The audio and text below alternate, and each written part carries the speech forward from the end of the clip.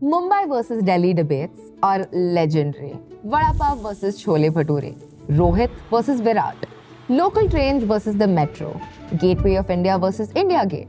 These debates are about pride, about culture, about identity. But now, something new is quietly joining in the list. Air pollution, air quality index nearing 280. posing health risks, especially for children, senior citizens, and pregnant women. Every breath is doing damage.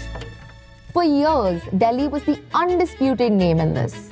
The city that everyone pointed at, the city that everyone warned about. While all eyes stayed on Delhi, Mumbai's air was also getting worse, slowly and consistently.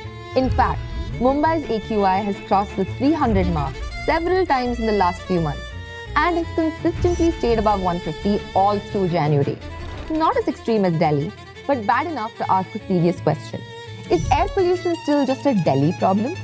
Or Mumbai, and in fact many other Indian cities, have they quietly slipped into the same crisis just without the headlines?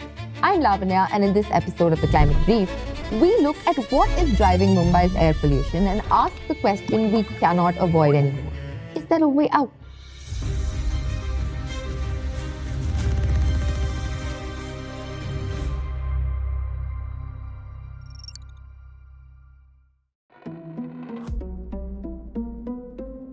Mumbai's iconic skyline is slowly disappearing, hidden behind a curtain of smog. Mumbai's air has turned dangerously polluted this winter, starting around October last year and continuing to be so consistently for 3 months. Or, as IQ Air put it, 90 days of smoking 5 cigarettes a day. Over the last month, Mumbai's AQI crossed 100 on almost every single day except for just 2. On 24 days, it crossed 150. That means Mumbai's air has been unhealthy or worse for more than 75% of the days. This is what the AQI in different parts of Mumbai looked like during this period. And this level of air pollution isn't just unpleasant, it's harmful, which is why comedian Veer Das's comment last year struck a chord with so many people. In fact, he has even come up with a new song for Mumbai AQI last November. And he was not exaggerating. Because you don't need an AQI app or a viral Instagram post to know that something is wrong. Most people in Mumbai have been feeling it in their bodies. Health complaints have surged. Doctors across the city report a sharp rise in people complaining of persistent throat irritation, coughing, and breathing discomfort.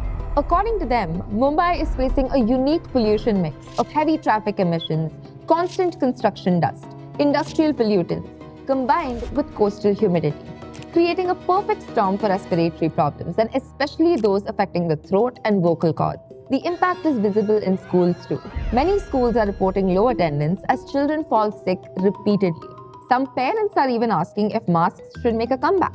A few elite schools like Dhirubhai Ambani International School have begun installing air purifiers on campus.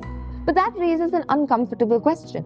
If clean air depends on air purifiers, what happens to people who can't afford them? Should clean air be a luxury for the privileged few or a fundamental right for each and every citizen? Mumbai's air didn't suddenly turn toxic in 2025. If you look at Mumbai's air quality data over the last 6 years, a clear pattern emerges.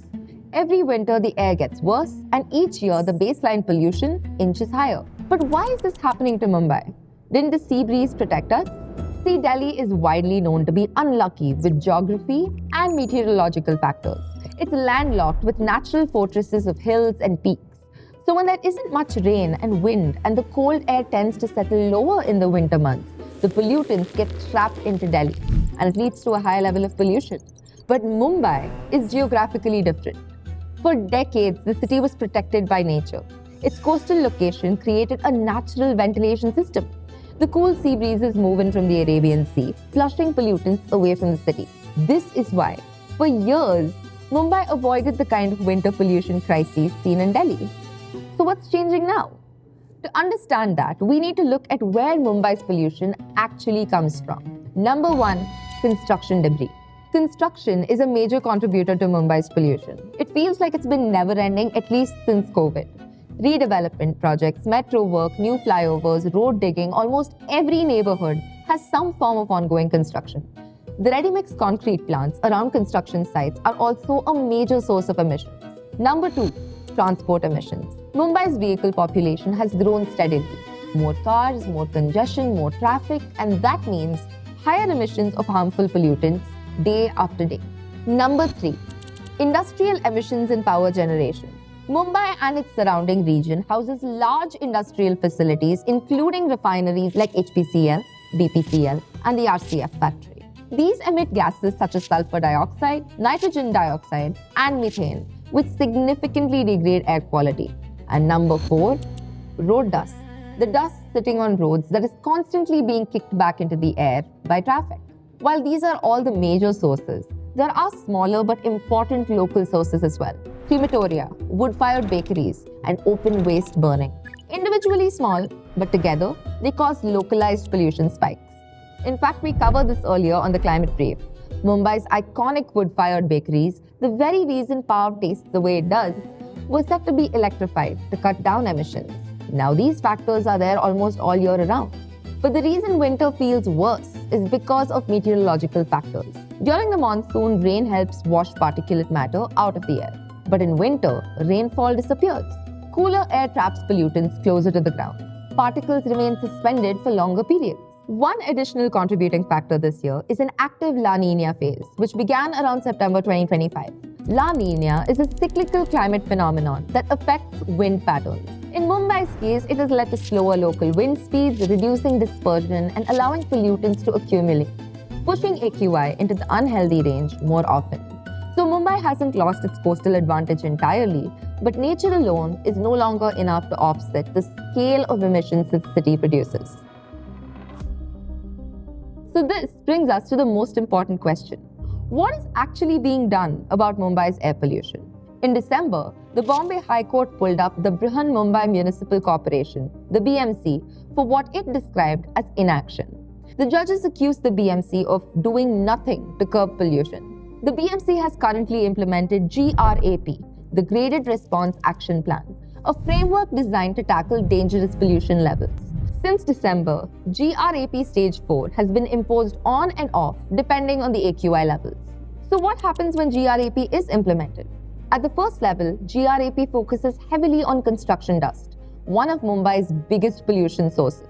This includes covering construction sites with green cloth, regular watering of sites to prevent the dust from becoming airborne, proper storage and transport of debris, installing on-site air quality monitors, using smoke absorption and dust control systems.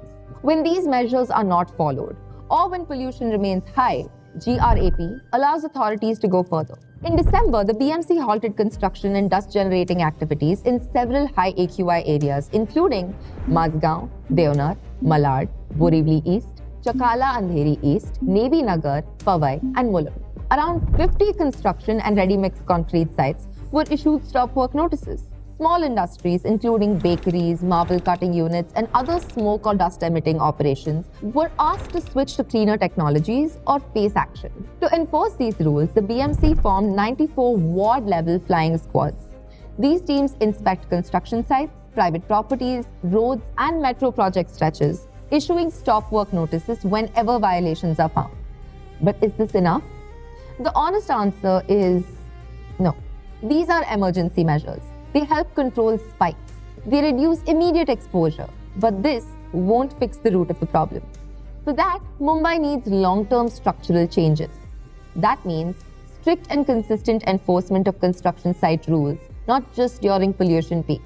Reducing car dependency by expanding public transport. Cutting fossil fuel emissions from industries and power generation. Better air quality monitoring. Real-time transparent data at the ward level, not just citywide averages. These are not radical ideas. Cities like Beijing, Paris, and Bogota have managed to turn around their air pollution crises by doing exactly this: diagnosing the problem, choosing structured long-term solutions, and enforcing them consistently. We've covered these stories in earlier episodes of the Climate Brief.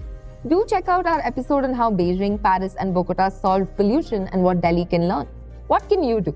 If you are living in Mumbai or any city that has high pollution, avoid stepping out during high AQI periods if possible. Wear a mask when you have to. Use an air purifier if you can afford one. But we can't stop there.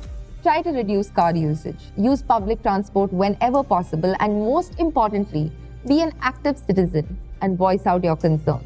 complain about the violations of dust control rules by construction sites to authorities, and demand that your locally elected leaders take action. Because air pollution isn't abstract. It affects how we live, how our children grow up, and how long we stay healthy. And it won't be solved unless we demand better. I'm Lavanya, and this is the Climate Brief. If you like the story, share and let us know if there's a crisis in your city that has not yet made the headlines.